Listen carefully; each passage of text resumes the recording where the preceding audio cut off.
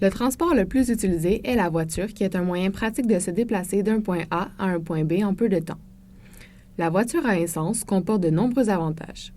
Par exemple, il y a l'argent mis dans l'essence, les réparations ou bien même les conséquences désastreuses sur l'environnement. La majorité des gens disent qu'il est préférable de prendre le transport en commun pour éviter ce genre de désavantages, mais le transport en commun prend généralement plus de temps pour se rendre à l'endroit désiré. Entre 1 heure d'autobus et 30 minutes de voiture, les gens préfèrent la voiture pour sauver du temps. La dernière option serait donc la voiture électrique car elle amène plusieurs avantages. Quelques exemples en témoignent. Ne plus avoir à payer d'essence, recevoir une cote du gouvernement et aussi le fait que la voiture se recharge au freinage. De plus, alors que la situation climatique est à son pire, les écologistes et mouvements écologiques sonnent l'alarme. Il est donc temps pour nous de changer nos habitudes de vie. C'est un marché qui évolue très très vite, très rapidement, qui est beaucoup dépendant des progrès technologiques qui sont faits dans les batteries. Au Japon, pour la première fois, le nombre de bornes électriques dépasse les stations essence. Donc ça, c'est sur la planète, partout, l'électrification du transport et du transport en commun devient de plus en plus généralisée. Il y a un shift et une tendance de fond au glissement de l'essence vers l'électrique. Blue Solution Canada a acheté une filière qui appartenait à Hydro-Québec en 2002, qui était Avestar.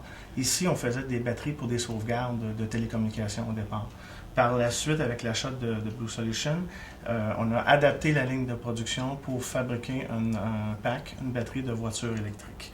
Fait que ça a été plusieurs années de développement, d'ajustement d'équipement, qui a fait en sorte que jusqu'à aujourd'hui, il y a eu un produit qui a été final, qui a été livré.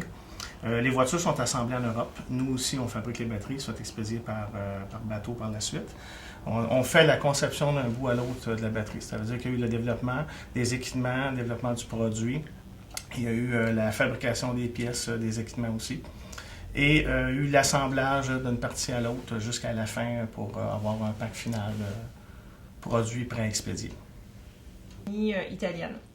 À partir de là, Vincent Bolloré, qui est le PDG et le propriétaire de Bolloré, a construit cette voiture et a décidé de mettre sur le marché cette voiture-là, en lien avec, encore une fois, Pininfarina, qui ont construit tout le côté voiture comme tel.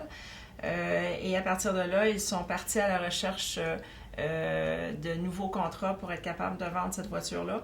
Et aussi, parce que dans la vision de Vincent Bolloré, c'est vraiment de faire une batterie électrique pour la voiture, mais aussi pour plein d'autres éléments, comme par exemple les bateaux, tous les produits qui sont stationnaires, qui appellent donc par exemple le photovoltaïque et tout ça. Donc ça fait en sorte que cette batterie peut aussi bien aller dans une voiture électrique que électrifier un quartier complet en Afrique, par exemple, où Vincent Bolloré a fait beaucoup de logistique au niveau de l'export-export en Afrique, entre autres, en Europe, en Asie du Sud-Est. Au Québec, je dirais le marché est entre 6-5 000 voitures par an, ce qui est marginal par rapport aux autres voitures, mais c'est un marché qui progresse beaucoup. Il y a 100 000 abonnements en France, pas juste en France, au niveau de Paris, tout ça. Donc, c'est vraiment intéressant de voir que ça s'est bien développé. Puis, on continue ce développement-là. On étend notre réseau de plus en plus loin et avec beaucoup d'autres interlocuteurs là, qui s'intéressent à notre voiture, à notre concept. Il y a 2 ans encore, les gens venaient demander « mais qu'est-ce que c'est ça ? C'est quoi une électrique ?» Donc là, il y avait plus de questions sur qu'est-ce que c'est. On ne connaissait pas le produit. Là, les gens connaissent plus le produit et posent plutôt la question de comment est-ce que je peux acheter ? C'est quoi les programmes que vous offrez ? Qu'est-ce que ça coûte ? Donc là, il y a vraiment une démarche pour acheter. Les gens, ils réfléchissent pendant 6 mois, ils viennent, ils repartent, ils reviennent pour finalement 6-7 mois et au bout de 7 mois, ils achètent. Ce qui a été fait depuis le départ, ça a été beaucoup plus au niveau de toutes les compagnies, toutes les municipalités. C'est à ce niveau-là parce qu'on fait de la location de véhicules, très, très peu de ventes. Alors, ce qu'on vise essentiellement, c'est vraiment les municipalités. Il y a quelques particuliers qui ont pu acheter la voiture, mais c'est très peu parce qu'on aime mieux faire la location, faire l'entretien. Aux États-Unis aussi, ça a commencé dernièrement, ça fait moins d'une année. Il y a des petits groupes aussi au niveau de Los Angeles qui a commencé aussi.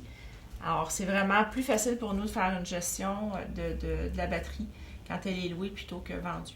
C'est plus facile pour nous de faire le suivi de cette voiture-là aussi. Puis quand je parle de location, c'est vraiment comme le Brixi, pas le Brixi, excuse, le Bixi. C'est pas pareil pantoute. Donc, c'est vraiment comme le Bixi.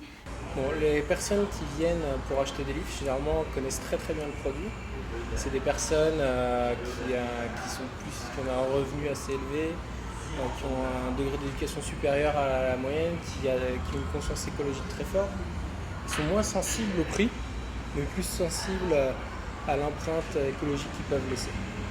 D'ailleurs, il y a un site internet qui est vraiment marrant, enfin pas un site, mais un groupe Facebook qui s'appelle Ma Leaf, Ma Passion, où c'est des utilisateurs de Leaf et qui se donnent des trucs et astuces sur leur Leaf, ils font essayer leur Leaf à leurs voisins, il y a un réel engouement.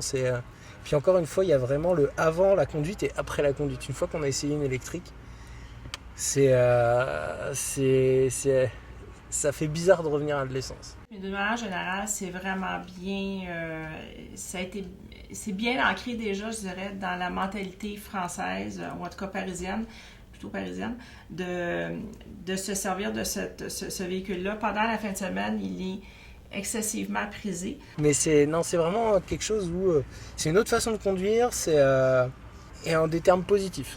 S'il y a vraiment un pays ou une province, selon ce que pensent les gens, où on peut conduire à l'électrique, c'est le Québec. 95% de notre électricité, c'est l'hydroélectricité, donc c'est environnementalement responsable. Et aussi toute la question de l'autonomie de la voiture. Combien de kilométrage je vais faire avec? Donc, Sylvain, tantôt, parlait de 250 km. C'est une des voitures qui, la première, a fait 250 km et elle fonctionne très bien à ce niveau-là. Puis le temps de recharge aussi, c'est quelque chose qui est exigeant pour les gens parce qu'ils se disent est-ce que je vais être correct, comment je vais m'organiser. Donc, c'est une autre manière de faire et ça peut freiner un peu l'achat d'une voiture électrique et puis cette batterie-là. La voiture est prête à intégrer le marché québécois. Nous, on en a 2 ici. Ça va bien, ça fonctionne bien avec le froid parce que c'est des choses qu'on avait quand même certaines réflexions. Alors, elle fonctionne bien dans le très grand froid, fonctionne bien même aussi avec les bancs de neige et tout ça parce que c'était pas aussi évident. C'est sûr qu'en France ou partout ailleurs, c'est rare qu'on a les mêmes températures qu'au Québec. Alors, nous, on s'est assuré qu'elle était bien pour ça. Et finalement, il reste juste à trouver la ville qui voudra bien de cette voiture qui fonctionne bien.